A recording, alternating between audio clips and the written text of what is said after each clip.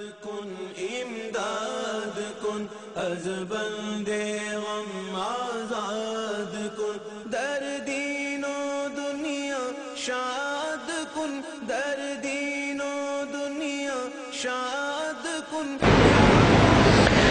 السلام علیکم ورحمۃ اللہ وبرکاتہ. انبیاء کرام میں حضور پاک رحمت للعالمین صلی اللہ علیہ وسلم جیسے افضل الانبیاء ہیں. اللہ تبارک و تعالیٰ نے اولیاء میں حضرت پیران پیر سیدنا عبدالقادر جیلانی غوث اعظم دستگیر رضی اللہ تعالیٰ عنہ کو افضل الاولیاء بنایا. بے شمار محدثین، مفسرین، علماء کرام، صوفیاء کرام نے آپ کی سرداری اور ولایت میں آپ کا علو مقام اور آپ کی مرتبت کو تسلیم کیا ہے. قطب الاقطاب آپ کو مانا ہے. ایسی عظیم شخصیت کی بچپن کی زندگی کیسی پاکیزہ ہے اور کیسے شوق والی زندگی ہے اور کیسے انابت اللہ کا جذبہ آپ کے قلب میں ٹھانٹے مارتا تھا، ایک دو مثالوں سے سمجھا جا سکتا ہے. حضرت پیران پیر سیدنا عبدالقادر جیلانی رضی اللہ تعالی عنہ اپنے بچپن کے احوال میں یہ ارشاد فرماتے ہیں کہ کبھی کسی وقت میں اپنے گھر کے باہر جب آتا، اس چھوٹے سے علاقے گیلان کے گلی کوچوں میں دیکھتا تھا کہ بچے اپنے کمسنی کی بے ہوشی کی وجہ سے کبھی جانوروں سے کھیلا کرتے تھے، کبھی کسی کو ستایا کرتے تھے. ایک مرتبہ آپ فرماتے ہیں میں نے دیکھا ایک بیل کے پیچھے بچے دوڑ رہے، کوئی اس کا کان کھینچتا ہے، کوئی اس کی دم کھینچتا ہے. میں ان بچوں کے حالات دیکھتے ہوئے بے شعوری کے حالت میں اس سے کچھ لطف وغیرہ تماشا بین کی طرح پیچھے گزرتا رہا. چند قدم نہیں آگے بڑھا تھا کہ اچانک غیب سے آواز آئی کہ اے عبدالقادر ما خلقت لہذا، کہ عبدالقادر آپ کو اس کام کے لیے پیدا نہیں کیا گیا ہے. آپ اس لیے نہیں آئے کہ کسی کے پیچھے چلے، آپ اس لیے دنیا میں بھیجے گئے ہیں کہ بڑی خلق کثیر اور یہ دنیا آپ کے پیچھے چلنے والی ہے.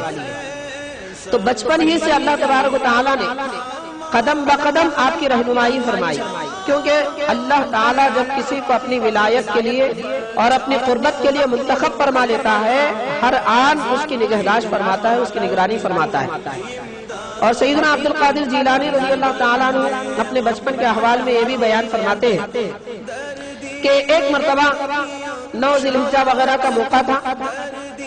میں شام کے وقت میں اپنے گھر کی چھت پہ موجود تھا، تو وہاں سے میں نے دیکھا خانہ کعبہ اور اس کے اطراف و جوانب مقام مینا، مزدلفہ وغیرہ سب مجھ پر عیاں ہو گئے، روشن ہو گئے. غور کریں آپ شہر بغداد کے ایک قصبے میں جیلان میں موجود ہے اور وہاں سے آپ کعبۃ اللہ کی جانب بھی اپنی نظر رکھتے ہیں اور وہاں کیا احوال ہو رہے ہیں، اس کمسنی کے دور میں بھی اس عالم کو مشاہدہ فرما لیتے ہیں. فرماتے ہیں کہ میں نے ایک عظیم سا منظر دیکھا کہ خلق خدا ایک لباس میں وحدہ لا شریک لہ کی وحدانیت کے ترانے گا رہی ہے اور اس کی وحدانیت کے گن گا رہی ہے. یہ کیفیت دیکھنے کے بعد میرے دل پر ایک کیفیت طاری ہوئی اور میں سیدھا نیچے اتر آیا اور اپنی ماں کی گود سے لپٹ گیا. اس کے بعد میں نے اپنی والدہ سے یہ عرض کیا کہ آپ مجھے اللہ تعالیٰ کے لیے آزاد کر دیں، میں علم دین حاصل کرنے کے لیے شہر بغداد جانا چاہتا ہوں. حاضرین، بغداد شریف جب آپ تشریف لانا چاہتے ہیں تو اس وقت جو حالات پیش آئے وہ تو سب کو معلوم ہے، اکثر لوگ جانتے ہیں کہ چوروں کا ایک قافلہ، ڈاکوؤں کا ایک قافلہ آپ کے ہاتھ پر توبہ کیا اور مسلمان ہو گیا. وجہ صرف اتنی تھی کہ آپ نے جھوٹ بولنے سے پرہیز کیا. آپ کے جبے کے دامن میں بغل کے نیچے 40 دینار سلے ہوئے تھے. آپ نے ایک ڈاکو کو کھلے طور پر واضح طور پر بتا دیا اور کوئی جھجک محسوس نہیں کی کہ یہ پیسے چرا لے گا. آپ کو یہ گوارا تھا کہ میرے دینار و درہم چلے جائیں، لیکن یہ گوارا نہیں تھا کہ میں کبھی جھوٹ بولوں اور میری والدہ کی نصیحت کی نافرمانی کروں. تو اس سے یہ معلوم ہوتا ہے کہ آپ کی والدہ محترمہ نے آپ کی جو تربیت کی تھی، بچپن سے جھوٹ اور گناہوں کی نفرت جو دل میں ڈالی تھی، جو چیز گھٹی میں ڈالی جاتی ہے، پلائی جاتی ہے، اس کا اثر موت تک، انتقال تک زندگی کے ہر قدم پر کام آتا ہے. تو اس حضرت غوث پاک کے واقعے سے آج ہماری ماؤں اور بہنوں کو اور والدین کو یہ نصیحت ملتی ہے کہ وہ اپنی اولاد کو دیندار بنائیں، اپنی اولاد کو دین کا شعور دیں، جھوٹ، گناہ، چغل خوری اور ایسے تمام گناہوں سے ایسے نفرت دلائیں جیسے کہ بچوں کو ہم شراب وغیرہ سے متنفر کرتے ہیں اور دیگر گناہوں سے متنفر کرتے ہیں۔ تو حضور غوث پاک رضی اللہ تعالیٰ عنہ کی زندگی کے ایسے بے شمار احوال اور واقعات ہیں کہ ایک واقعہ ہماری نصیحت کے لیے کافی ہے۔ اللہ تعالیٰ آپ کا فیضان ہم پر جاری فرمائے۔ السلام علیکم ورحمۃ اللہ وبرکاتہ۔